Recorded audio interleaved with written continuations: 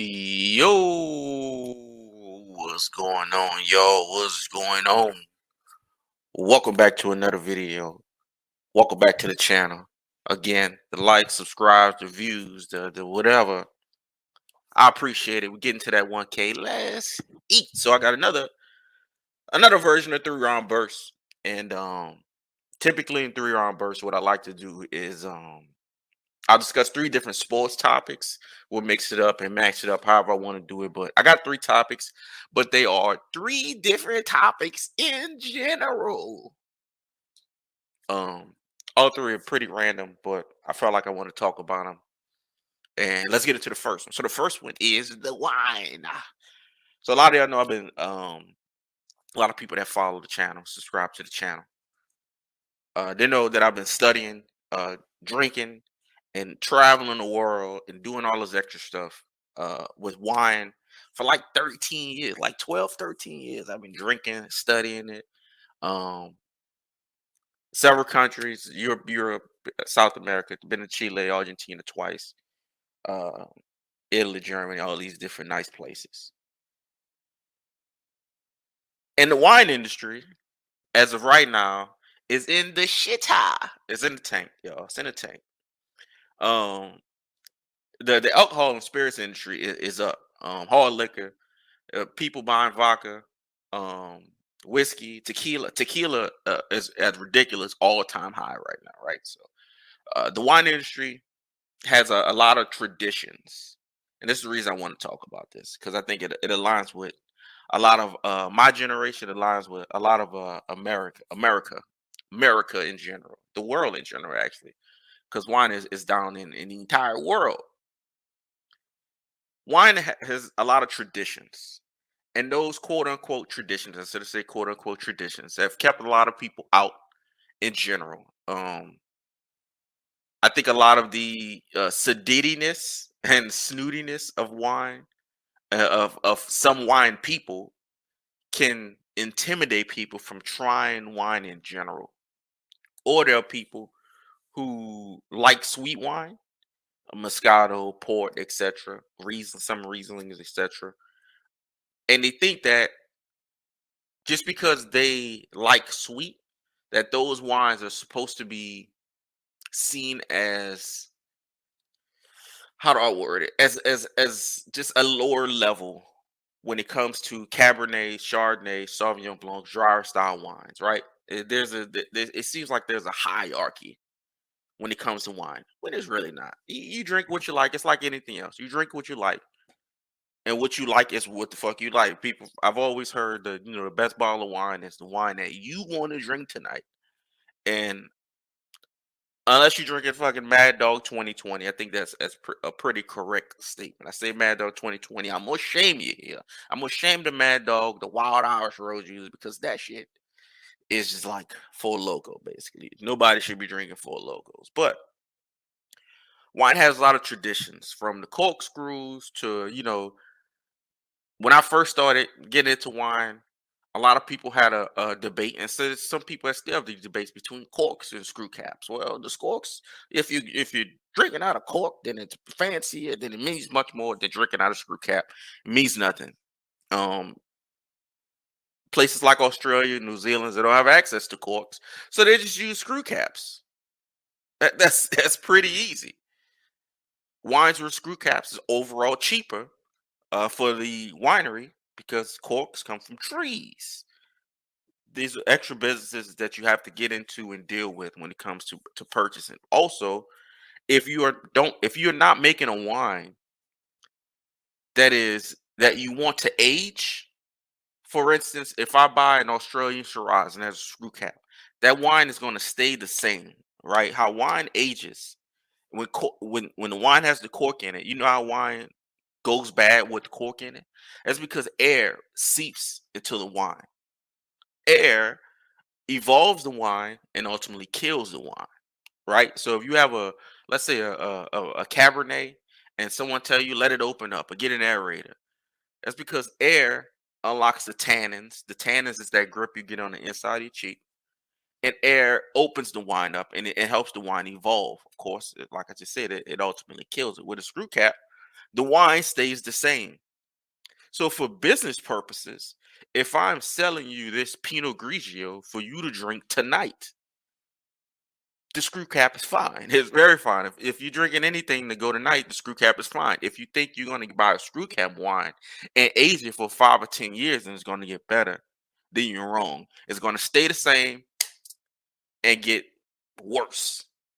It's the only thing you can do. Screw cap, there's no air in it, right? So I think a lot of the traditions of wine. There's a wine that comes out like every um maybe I think it's the third week of November. It might be the first week of November. I don't know why I don't know this. It's Beaujolais Nouveau, right? Beaujolais Nouveau. It's a wine tradition where in France they basically get the youngest grapes and they bottle them, they ferment them, and they bottle them right there on the spot. There's no oak aging, no extra things really go into it. It's just fresh, young wine. And when I first started getting to it, I used to see a lot of people just load up on this particular type of wine because it was tradition. These youngest wines, the wines taste like trash. It tastes like nothing. It tastes like prison wine.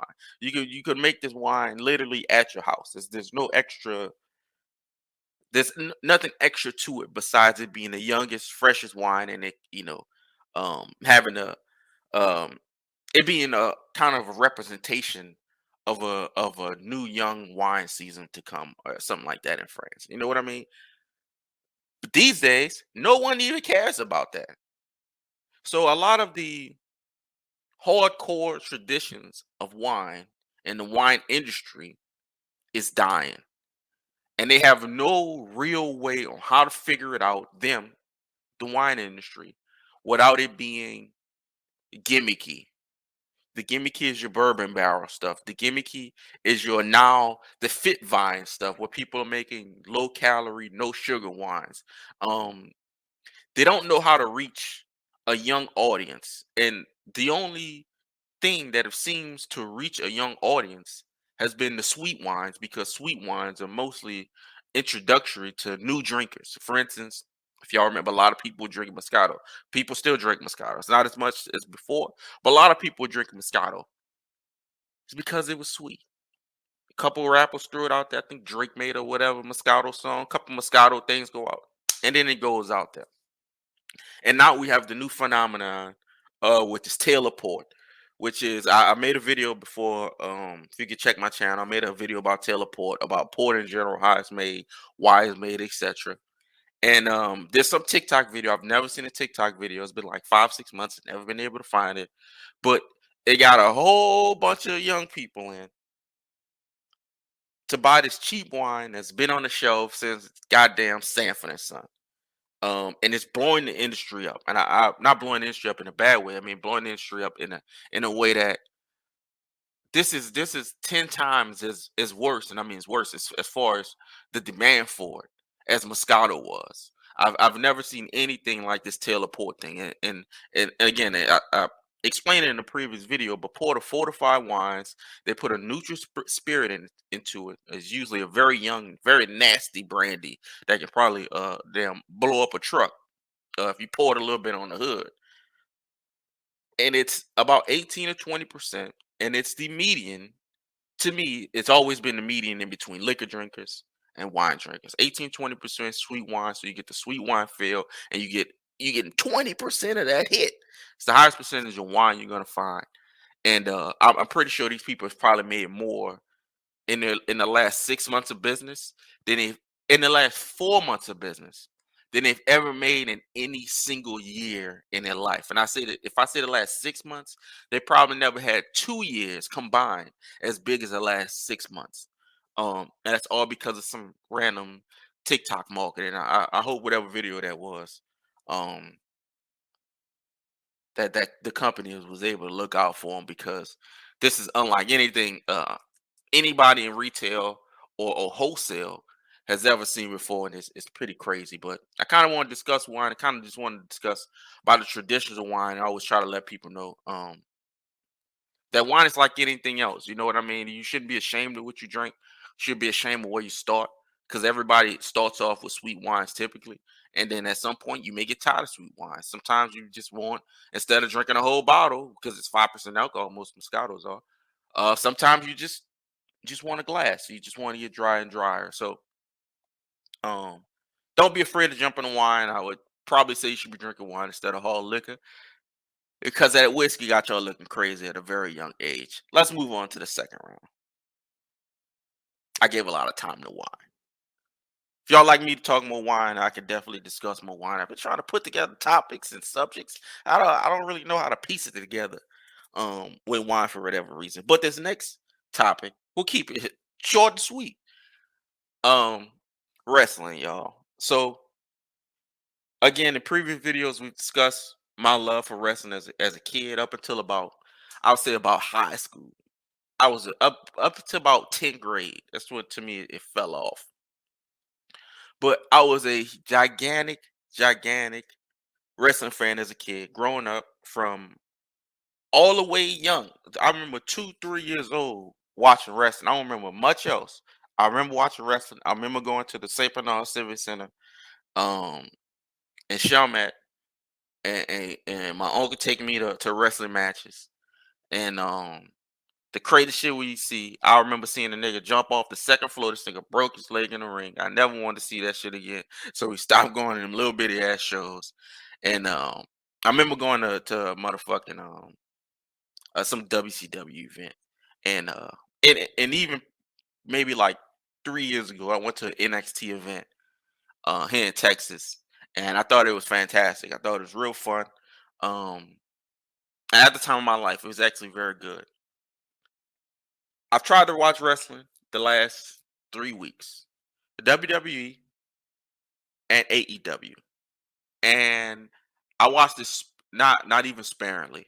I will watch clips of it. I will listen to reviews of it, and if the reviews were good, I will go watch a match. Like so, I've been watching consistently since I would say the mid 2000s, right?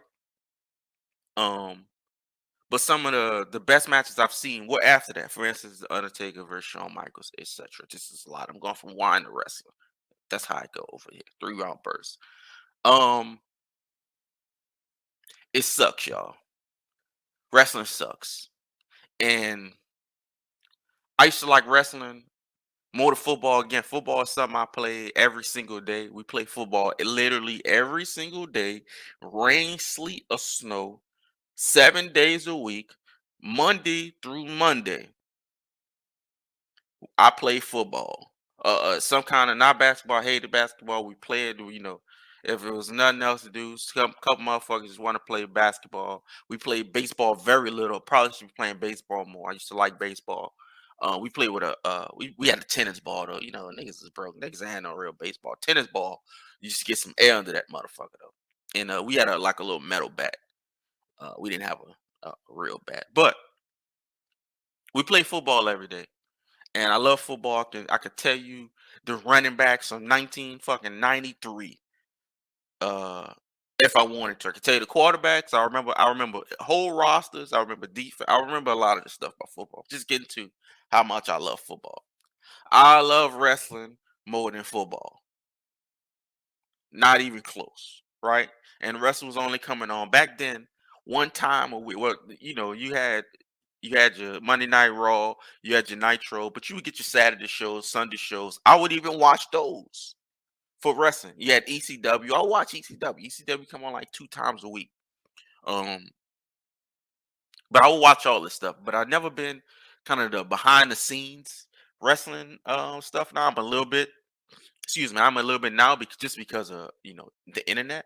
But I'm really not into what wrestlers do outside of wrestling. Like I don't really give a shit. Um, but getting back, I've tried to watch it the last 3 weeks, and it's not very good. There's maybe one or two enjoyable segments for me out of AEW and WWE. Every show, there's just one thing I want to watch, and the rest of it absolutely drags. WWE has the fake crowd noise, the CTE given camera angles, and it's just not very a very good product. It's a very childish product. It's not very exciting at all. I think everybody can universally agree that the Bloodline, Roman Reigns stuff has been going great. I like Austin Theory. I like a couple other people. There's no tag team division. The tag team division sucks. I'm not watching what's these guys? Street Profits versus whoever every week. Viking Raiders. I'm not watching that shit. It's like 4 tag teams. Monday Night Raw is 3 hours, y'all. It's 3 hours. So to watch something for 3 hours and find one, maybe two things enjoyable, it's pretty disappointing for me. Um, there was a span of a couple months back in maybe like 2015, 16 where I watched NXT and I loved NXT, but my goodness, that was a long time ago, and this wrestling is far away from that wrestling. So WWE definitely sucks. AEW is the closest thing you'll get to pro wrestling, as far as the crowd, as far as the crowd giving you the crowd being excited makes you excited. You know what I mean? Like when you have a real bucked up crowd, the crowd is going crazy for the moves, the sales, the promos, whatever. It makes you excited to see. AEW is very it's even like it's it's not ECW. Like ECW was ultra violent. Motherfuckers getting hit with car seats, kitchen sinks, but the wrestling wasn't unprofessional. It didn't seem like it was just random guys from off the streets. Like maybe, I may be too much of a traditionalist when it comes to some wrestling, and there may be people in the comments or people that tell me, "Hey, well, Ric Flair ain't 6'4". I know Ric Flair's like 5'10". There's a lot of great wrestlers that were small or shorter. Rey Mysterio is one of my favorite wrestlers. This nigga is 4'11" or whatever. Juventud Guerrero, all these niggas.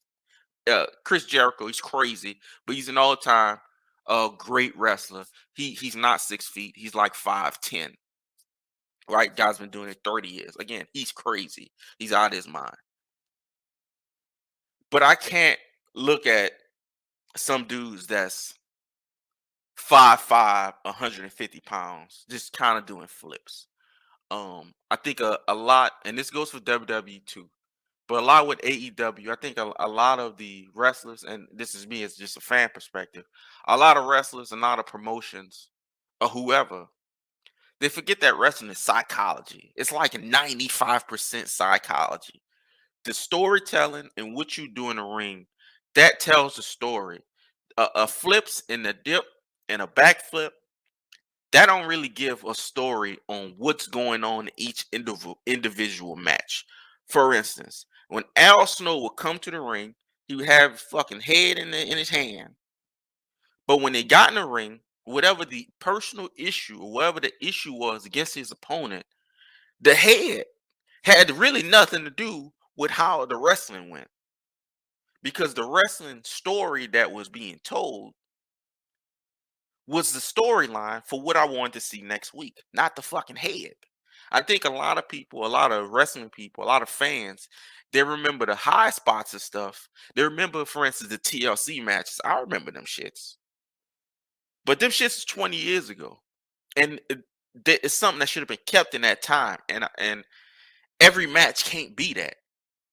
Because every match shouldn't be that. You shouldn't be, it's like regular TV. We don't need a remaster.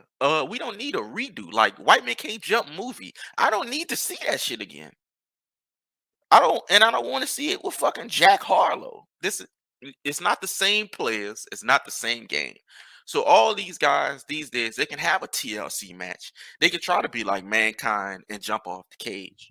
Um, but you're not Mankind. You're not the Undertaker. You're not Edge and Christian. You're not Bubba Dudley and Matt and Jeff Hardy. You're not them. So it just seems like a lot of boring, unprofessional remakes. And AEW, I watched it. What's today? Friday. I watched it the night before last, And John Moxley was just falling all over the place. He's standing on stuff. He's falling down. He's trying to do a flip with a guy and stand his feet, and he didn't do it. And it just looks sloppy, and it just looks bad. And I'm really disappointed in that. I'm very disappointed in that I can't get to enjoy my wrestling. Now I try to go watch the new NXT, and it sucks. It looks like high school wrestling. It looks like pussy wrestling. It looks like not even high school people in high school. It looks like it is made for people in high school. Maybe in the comments, y'all tell me that maybe wrestling is just for kids now. That's just why I enjoyed it as a kid. Enjoys it as a teenager. Maybe it's just not for me. That's fine. But I need to understand why it sucks for me because it's very disappointing. And if that answer is because it's not for me anymore, uh, I would totally understand that. Round three, and we'll try to keep this short and sweet. And this is what's not for me. And I'll ask suggestions and I'll hope for comments or what I could do to get into this because it seems like it's a sport I'm being left out on because the world enjoys it. My people I know enjoy the shit out of it. But every time I watch it, I fall asleep. And that's soccer or the football, or what they say everywhere else except here. I tried to get in the World Cup, boring. Stone Cold Lance Storm, boring. Um, I remember traveling abroad and where were we? In Italy, and there was a match between Germany and Poland, and we was at a ball. We were in Florence, and we was at a ball. We was walking in this like little square. There's like this square where the Duomo is. I got my eyes closed. I got the visual on. Where the Duomo is, there's like a little square and there's some balls right there. And I remember fucking apparently the statue changes a lot of time, but it was a gold turtle. That was the statue. It was a big ass gold sea turtle. And I'm looking at this ball, and this ball is split in half. Was it Portugal and Germany? Or was somebody in Germany? This ball was split in half in colors. And I look over to the ball on the left, and they all had one color. And everybody on the left had purple on. And everybody on the right watching this game, they had black, and I think the other one, most of them had black shirts, black polo shirts. And the other people had like blue shirts, blue polo shirts. And I was like, yo, is this the fucking the Italian Crips and Blood? So I'm like, what's going on? So I go over there and they're watching Germany play. I believe it was either like Poland or Portugal. And as far as how much they enjoyed it, it made me want to enjoy it. And it made me enjoy it, even though these motherfuckers was just doing cardio to me. But the small stuff that they noticed, the oohs and ahs, and all I was looking at was 0-0. And again, the World Cup, um, I got to know a couple names. It's Mbappe cat. I don't know why Mbappe sounds like a French waffle brand. I got to see a lot of guys. Messi, I've always heard about Messi. I got to see him. What's the other guy? The guy they compare to Kobe? Ronaldo. I got to see a lot about him. He didn't look that good. He didn't look that great. Portugal, I believe he got benched. How do I get into soccer, y'all? What do I got? What do I watch? I see it's on TV, and I seen Manchester versus fucking Arsenal. These don't sound like real teams. Why are these places not named after um cities and states? Is Arsenal a state or is it not a state? It's in another country. Is it a city? Is it a county? Is it a township? What are these names? What should I be watching? I see stuff about Saudi Arabia buying a team. What should I be? What is the Premier League something? Is that should I be watching? If that's who Manchester and Arsenal is, I need the soccer people to please tell me what should I be watching. The highest level when I watch NFL and I watch basketball and I've been just getting into baseball, which why I know I can get into soccer because I thought baseball was the same level of boring too. Except the difference is I never fell asleep watching soccer. Really, baseball, I fell asleep every fucking time. 10 times out of 10 since I was like 15 up until last year. That's a very long time as far as falling asleep watching a single event. What should I be watching in soccer? Y'all help me. Football, I'm sorry, I don't mean to disrespect y'all. If you feel disrespected, yeah, we can fight about it. But what should I be watching in soccer? Is this Premier League, this Manchester Arsenal people? Should it be these people right here who I'm dealing with? Y'all let me know. Thank y'all for hollering at me. Another 3 round burst is gonna go on YouTube, and I'm gonna put this up as a podcast just to get it started. I'll holler at y'all. You know.